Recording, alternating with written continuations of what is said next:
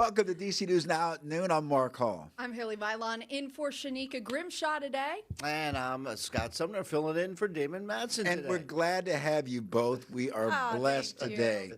Thank you you, have two Mark. house guests today. That's Mark. all right. We're in good shape. No sunshine again, but let's take a look outside and see where the things looking right now. Of course, at the White House, and you can see again no sun, but Quite yeah. a situation there for the UFC fight, the stage and the lights. yeah, it's going to be an event for sure. Can you imagine how big that is in person, given the size of the White House? Right. Well, it's what it's interesting you say that, Haley, because it's going to be a big event, but the venue itself is not going to be like at a big stadium. No, 4,000 people. That's it. Right. That's In the kind of secured quaint. area. Oh, clearly It's a quaint secure. little fight. Right, a quaint Little little shindig fight. out of the White House. But those people, shindig. those UFC fighters, are going to still try and beat the what out of each other. But it's going to be interesting. It's going to be at the White House on the lawn, 4,000 people as opposed to 10, 20, 30,000 people. But it's going to be a heck of an event. And I found out last night it's going to be on televised streaming on Paramount. There we go. Yeah, so. There we go. So if you're not among the lucky 4,000, you can still check it out. Yeah. absolutely. Do we have a shot of? Do we have any other live shots out there at the, Can we go the back? National Can we Mall? see it? Or can we? Do we have one? Let's no, discuss it's the more. White House again. Scott, we need some sunshine. Yeah. Well, Mark, I'd love to give it to you here, but we got about 24 hours worth of this stuff before we get to that sunshine. Let's take a look at our radar first off, and you can see that there have been hit and miss showers across the region with our latest radar here for the DMV. Very similar scenario, rinse and repeat. Another day filled with gray skies out there, and look how much rain has fallen. About half the month, so anything in green has had some rain in it within the day. Anything brown obviously has been dry, as according to the legend there. No record rainfall this month, but still we're looking at about 12, 13 days of rain here for the month of May, and we're not quite done yet with it. Now, having said that, we are looking at still about a half an inch below normal for the month of May for D.C. itself. So, yeah, we still have a little catching up to do. And speaking of catching up, we got quite a bit of catching up to do for the year to date. We have over 11 inches, approaching 12 inches for the year. However, that's about 3.5 inches below normal. So, yes, we could certainly use the rain. And it shows here explicitly with this drought monitor graphic where red is extreme drought. That, I guess that tan or brown actually is more severe, and then the tan is moderate. Only see a little bit of that.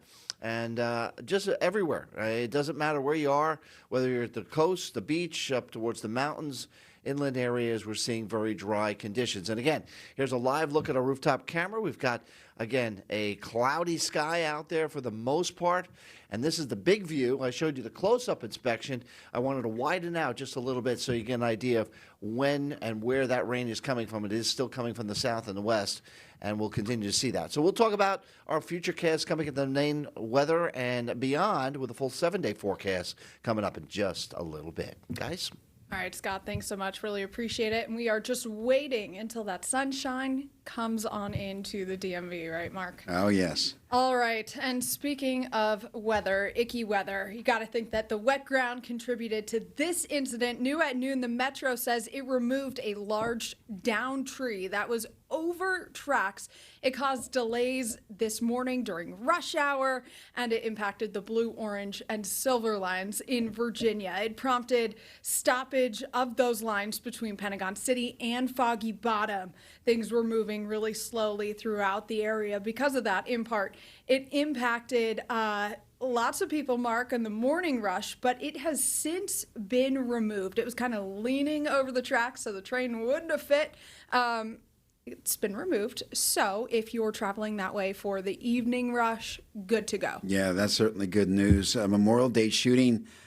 Haley sending 3 people to the hospital, including 2 teenagers. It happened on G Street in Southeast just after 5 p.m. yesterday. Police say that a man and 2 boys were shot. Investigators have not released any details about the shooter, and they are urging anyone with information to reach out to them. Yeah, we've got that info on our website if you want to submit it to. Yeah, they all, Haley, police, they always rely on the public, and more often than not, they get that important tip or a bit of information that really kind of helps, move the investigation along. And so hopefully, Anonymity. If you provide that and people feel safe, like they can't be retaliated on, Right. That's a good fishing tactic for investigators. All right, and a 19-year-old will spend the rest of his life behind bars after killing two teenagers outside of the mall in Columbia, Maryland last year. 19-year-old Emerson Zia was sentenced to for the murder of 16-year-old Michael Robertson and 15-year-old Blake McCrae outside of the mall in Columbia back on February of 2025. Now, Zia was found guilty on all of the charges he faced, except for one. He was convicted on more than 7 charges, including 2 counts of first-degree murder, Mark. Heading over to the Commonwealth, investigators are working to locate a car that was involved in a deadly hit and run in Fairfax County. This happened overnight around 2:45 in the morning. The Fairfax County Police Department said the police were at the intersection of Arlington Boulevard and Patrick Henry Drive when a man had been hit by a car. The man was taken to the hospital, and he later died. The driver involved in the car left the area in a silver vehicle. So police obviously looking for that car and the person in it. Yeah. Awful happening overnight there. And we're learning more about the suspect who shot at Secret Service agents outside of the White House on Saturday night. The agents, they returned fire and they killed that man. Court documents showing that the 21-year-old had a violent past beyond what we just saw this past weekend. Court records from D.C. court showing that last July, Nasir Best tried to enter the grounds through a different checkpoint at the White House. And when he didn't stop for the officer's commands, he claimed that he was Jesus Christ. Now, the Baltimore County native was ordered not to go near the area again, and a judge issued a warrant for his arrest for not showing up at a court hearing. The gunfire happening over the weekend also seriously injured a bystander who is now in the hospital in serious condition. This marks the third major security incident in the president's orbit in just the last 30 days. The Secret Service is staying busy here. Yeah, and it's interesting. Our Chris Flanagan, Haley, our evening anchor, Chris Flanagan, he was working for News Nation that day, or that evening. Right. He was at the White House. And, Yeah. He was there when it all happened. And he just said everything just moved so quickly. He did say the Secret Service was great about moving the press corps there just so quickly. Chris said he had his laptop open, didn't have time to grab it. And then Chris, the pro he is, starts reporting for News Nation right away as soon as he got safely into the White House. Yeah. And again, they were all safe. And the Secret Service acting very quickly and getting everyone inside of the White House. In a very short period of time. Yeah, absolutely. All right. Keeping it at 1600 Pennsylvania Avenue, construction underway to reshape the south lawn of the White House ahead of what could become the first live professional sporting event to start directly on the White House grounds. Now, Flag Day is June 14th, and that's the target day for the event that also happens to be President Trump's 80th birthday. National Park Service records show that event setup and teardown are planned to span from May 20th through late June. And that just underscores the size and the scope of the transformation required for this event. You can see those onlookers there at the White House. Washington Post reporting that roughly 4,000 spectators are expected near the secured South Lawn viewing area. More people are expected to gather in a separate viewing area. You think, Haley, that's going to put extra pressure on the fighters performing at the White House? I'm thinking. I think they're adrenaline guys. I Yeah. think that is a sport where you thrive off of adrenaline. Good As point. a pro athlete, Yeah. sometimes that is the secret ingredient. What is it? The sixth man, right? Yeah, right. Yeah. You try playing in a empty arena, it's not going to do it. I think the compete level will be quite high. That's interesting. Well, I'll tell you what, a lot of eyes will be watching for sure.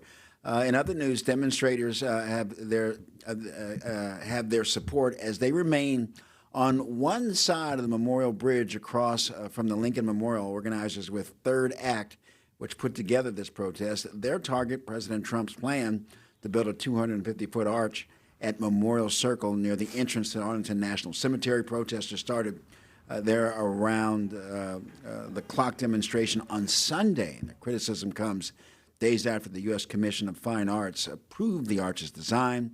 Opponents say that the structure will block the view of the National Cemetery from the Lincoln Memorial. The National Capital Planning Commission is expected to review the project in June. Take a listen.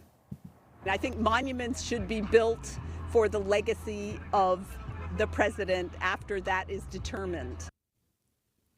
Yeah, again, Haley, this is an ongoing discussion. Protesters have taken to the streets to make their voices heard. This is a story that will continue to be in the news, and we will continue to follow it as well. Stay